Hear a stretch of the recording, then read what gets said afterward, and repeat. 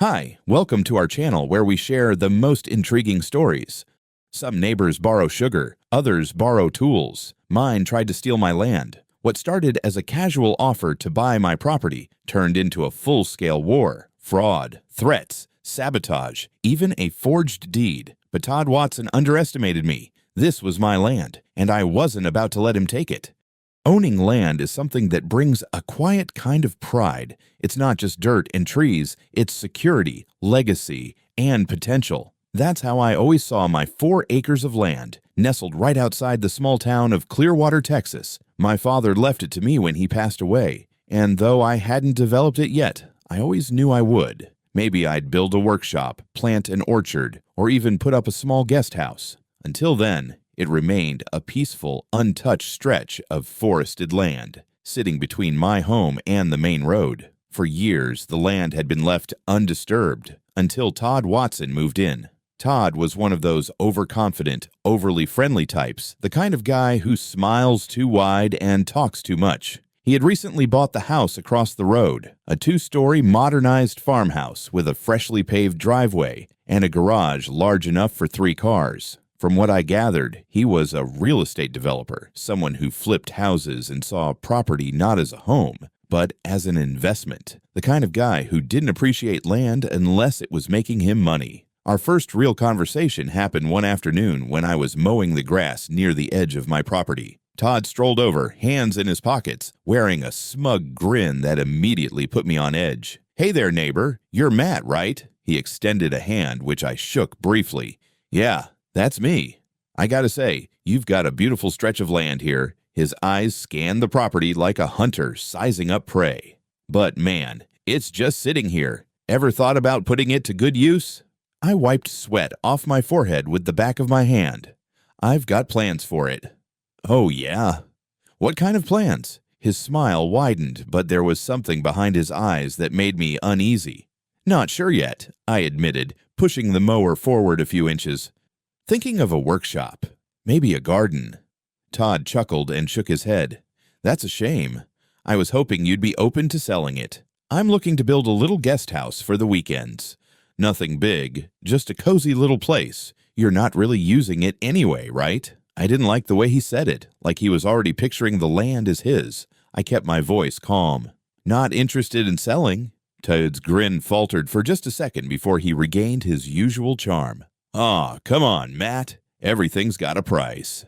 "Not this." I started the mower again, a clear signal that the conversation was over. Todd lingered for a moment, then clapped me on the shoulder before turning away. "Well, if you change your mind, you know where to find me." I didn't change my mind, but something told me Todd wasn't the kind of man who took no for an answer. And I was right. At first, I thought Todd had taken my rejection well. For a few weeks, he stayed on his side of the road, busying himself with whatever projects he had going on at his house. I barely saw him, and when I did, it was just a wave from a distance. I figured he had moved on. I was wrong. One evening, as I was pulling into my driveway after work, something felt off. My land looked different. The grass near the road was flattened, as if a vehicle had driven through it. There were deep tire tracks leading into the property, going further into the wooded area. My first thought was that someone had gotten lost or turned around. It wasn't unheard of. Delivery drivers sometimes made mistakes. But when I got out of my truck and took a closer look, I found something that made my stomach drop. Several trees had been marked with bright orange spray paint, forming a neat little perimeter. I followed the markings deeper into my land and found stakes in the ground, each one tied with bright pink tape. I recognized them immediately. Boundary markers. Somebody had walked onto my land and staked out an area like they were preparing for construction, and I had a damn good idea who it was.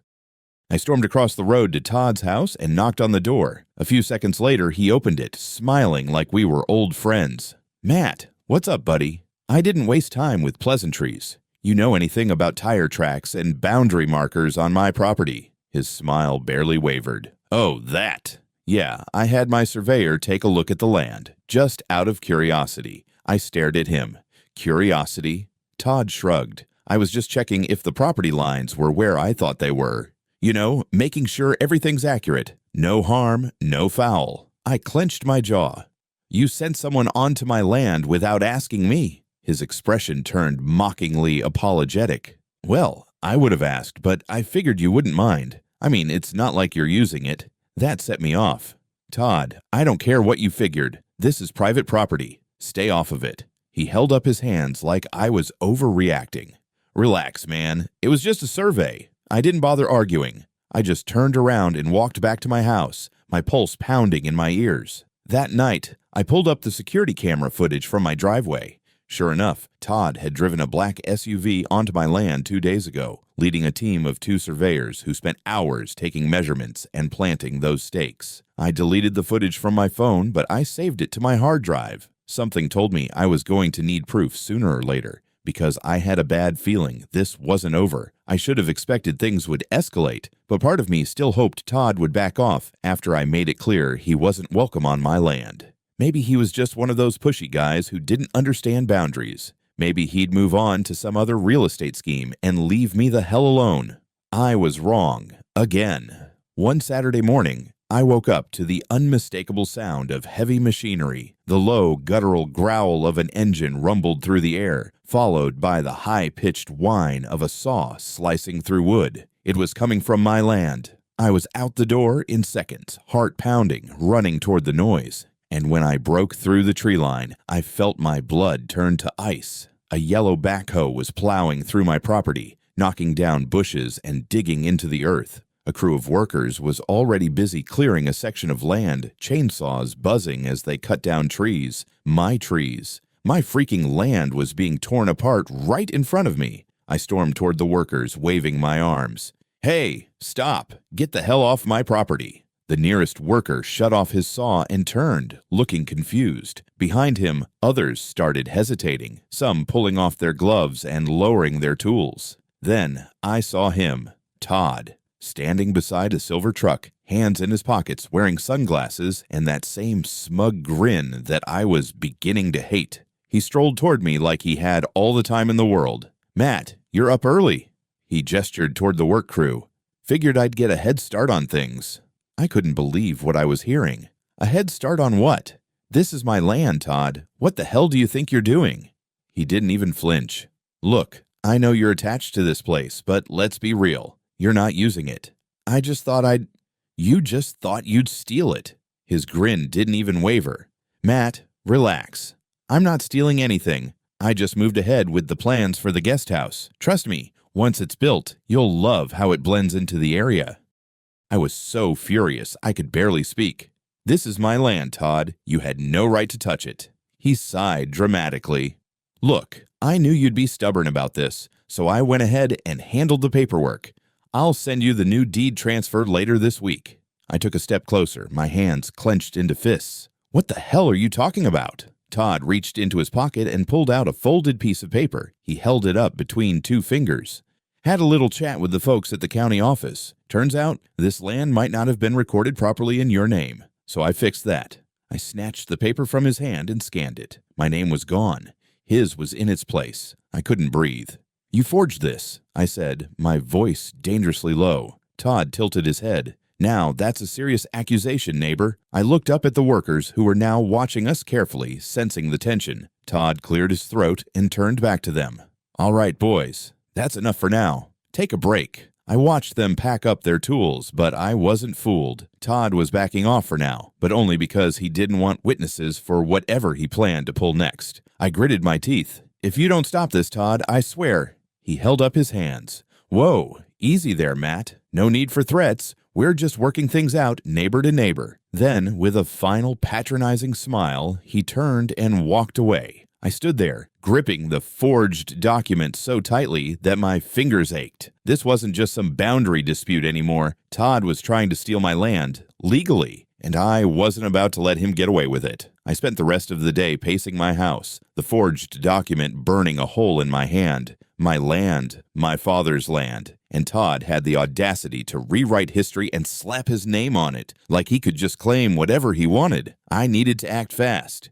The next morning, I drove straight to the county records office. If Todd had somehow managed to fake ownership, I needed to see exactly what he had done. The office was a cramped little place inside the town hall, the walls lined with old filing cabinets. The clerk at the desk, Mrs. Calloway, had been working there since I was a kid. When I explained why I was there, she frowned and started flipping through records on her computer. It took all of 5 minutes before she froze mid-scroll.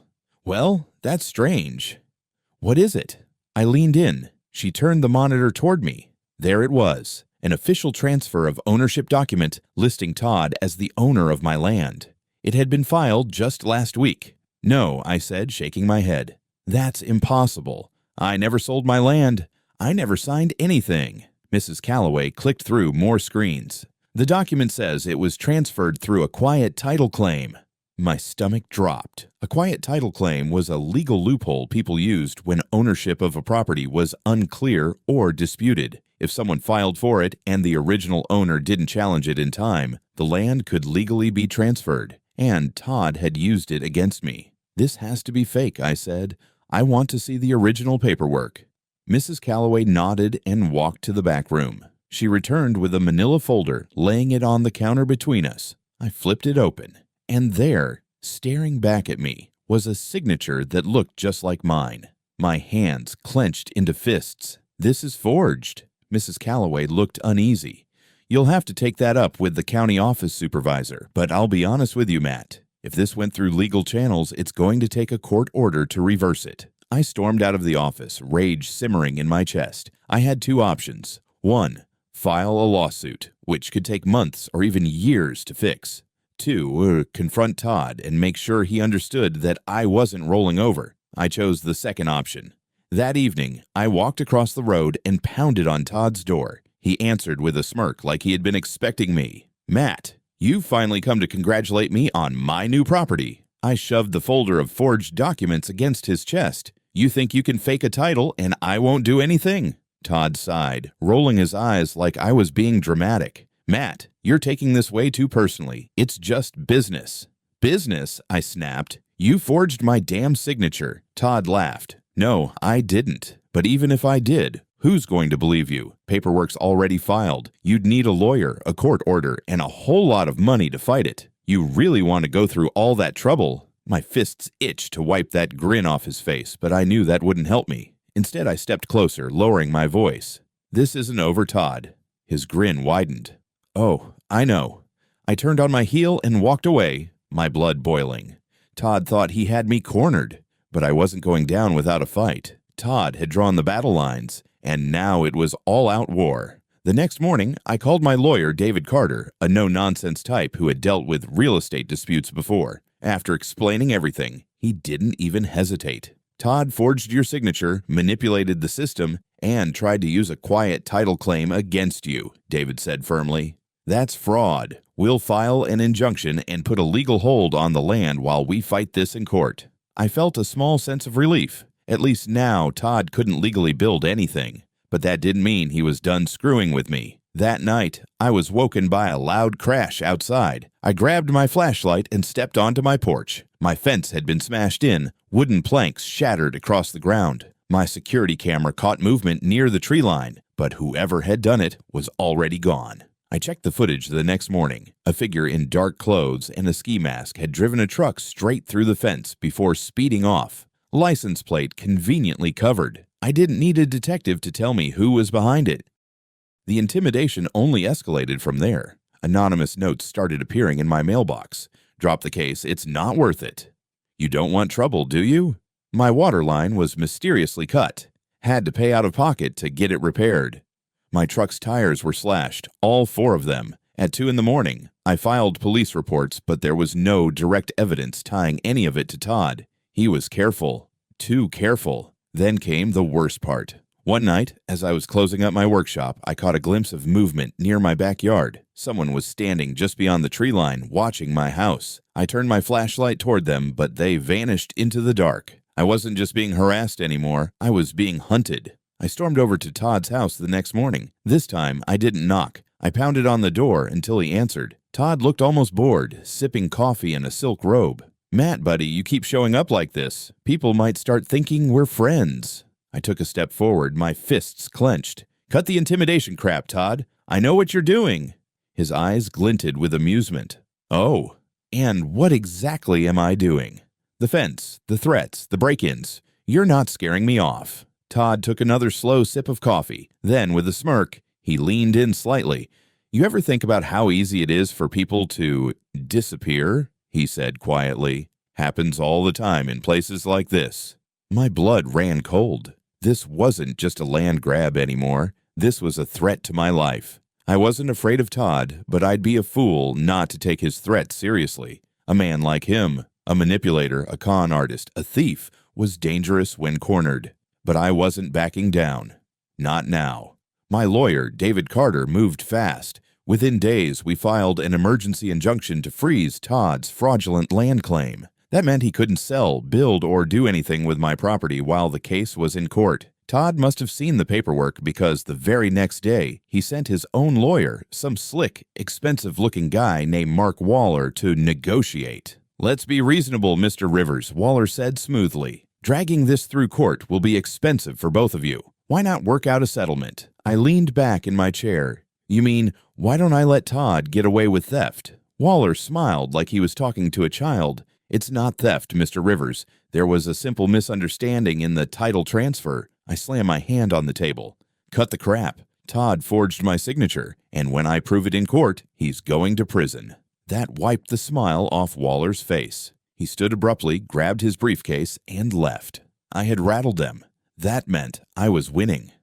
The trial date arrived faster than I expected. The courtroom was packed. Small-town legal battles had a way of attracting an audience. A few of my neighbors were there, watching from the gallery, whispering amongst themselves. Even people who had never given a damn about me before suddenly seemed interested. Todd sat at the defense table wearing a crisp suit and his usual smug expression. But I saw it, the nervous tapping of his fingers on the desk. He knew. He knew he was losing. David Carter laid out our case with surgical precision.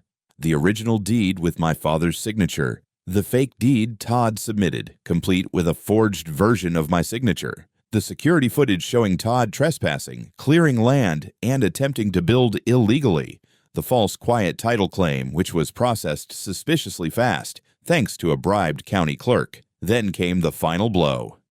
David called a handwriting expert to the stand. The expert had compared Todd's forged signature with my actual signature on other legal documents. "It's an obvious forgery," the expert stated confidently. "Not only does the signature lack the natural flow of Mr. Rivers' handwriting, but analysis shows hesitation marks, indicating that it was slowly and carefully copied rather than written naturally." The courtroom erupted in whispers. Todd shifted uncomfortably in his seat. Then the judge spoke. "Mr. Watson," he said, voice stern and heavy, "do you have an explanation for this?" Todd laughed, but it was forced, hollow. "Your Honor, this is ridiculous. It's all a misunderstanding." The judge raised a hand to silence him. "Mr. Watson," he said coldly, "we are no longer discussing a civil property dispute. We are discussing fraud, forgery, and illegal land acquisition.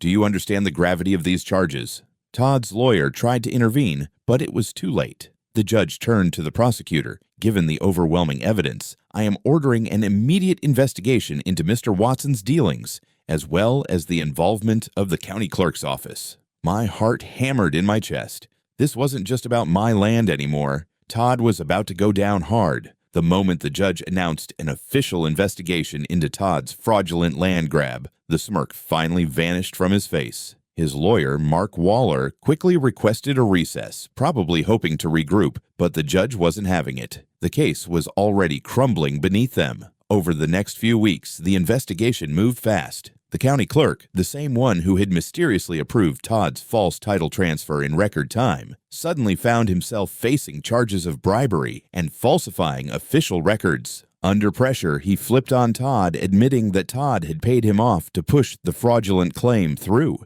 Todd's entire real estate empire started to collapse as investigators dug deeper.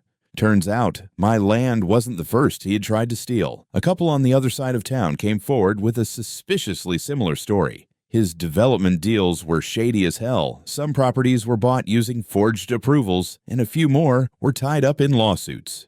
His financials were a disaster. The flashy lifestyle, the fancy cars, all of it was built on lies, stolen property, and shady deals. By the time Todd was officially arrested, his reputation was in tatters.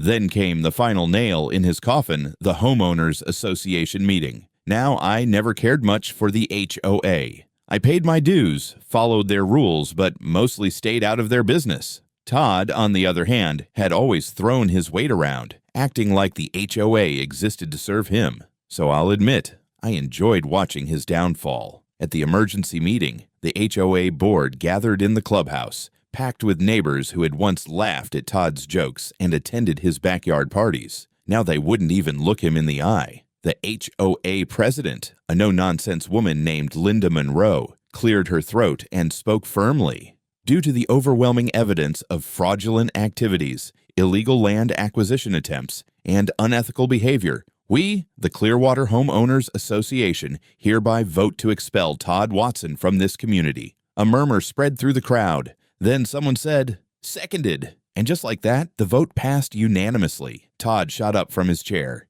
"You can't do this. I own my house. You can't kick me out of my own damn home." Linda barely blinked. "No, Todd, but we can strip your membership, fine you for every HOA rule you ever violated, and make sure no one in this town ever trusts you again."